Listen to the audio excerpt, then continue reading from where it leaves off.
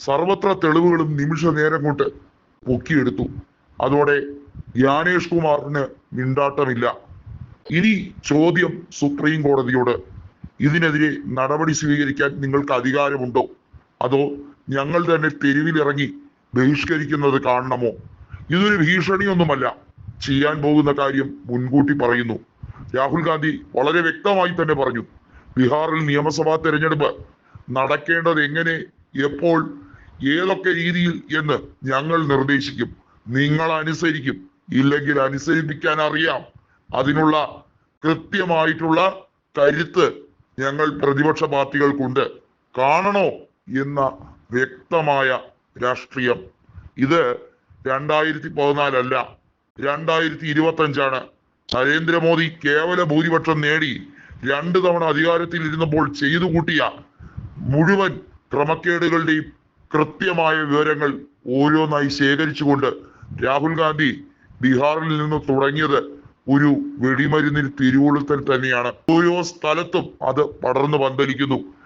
NRC പിൻവാതിൽ കൂടി നടപ്പിലാക്കാൻ വേണ്ടിയുള്ള ശ്രമം, തെലങ്കാനയിൽ കോൺഗ്രസ് സർക്കാർ കൊണ്ടുവന്ന ജാതി സെൻസസ് മറ്റൊരു വഴിക്ക്, അതായത് വെള്ളം ചേർത്ത് ഇന്ത്യയെ മുച്ചൂടം വെട്ടിമുറിക്കാനുള്ള ശ്രമം, ഡിവൈഡ് ആൻഡ് റൂൾ ഭരണം ഇവിടെ നടക്കില്ല മോദി എന്ന് വളരെ വ്യക്തമായി രാഹുൽ ഗാന്ധിയും പടയാളികളും വളരെ സുവ്യക്തമായി വ്യക്തമാക്കിയ ദിവസം. ബീഹാറിലെ വോട്ട് ചോരി യാത്രയുമായി ബന്ധപ്പെട്ട കാര്യത്തെ ട്രോളിക്കൊണ്ട് BJP പറഞ്ഞത്, ഉപരാഷ്ട്രപതി ഉപതെരഞ്ഞെടുപ്പുമായി ബന്ധപ്പെട്ട കാര്യത്തിൽ നിങ്ങളുടെ സ്വന്തം വോട്ടുകൾ BJP സ്ഥാനാർത്ഥിയുടെ പെട്ടിയിലായതിനെയാണോ വോട്ട് ചോരി എന്ന് പറയുന്നതെന്നാണ്. എന്നാൽ അതിനുള്ള മറുപടി അപ്പോൾ കൊടുത്തില്ല.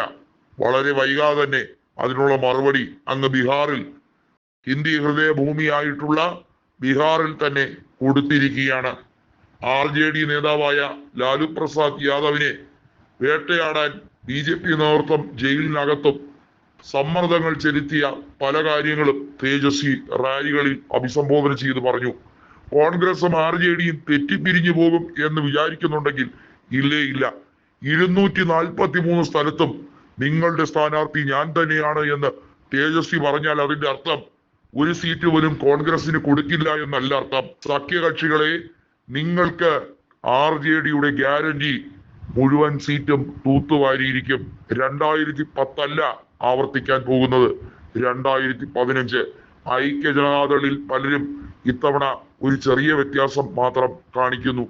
അവർ RJD ടിക്കറ്റിലായിരിക്കും വിമത നേതാക്കൾ മത്സരിക്കുക.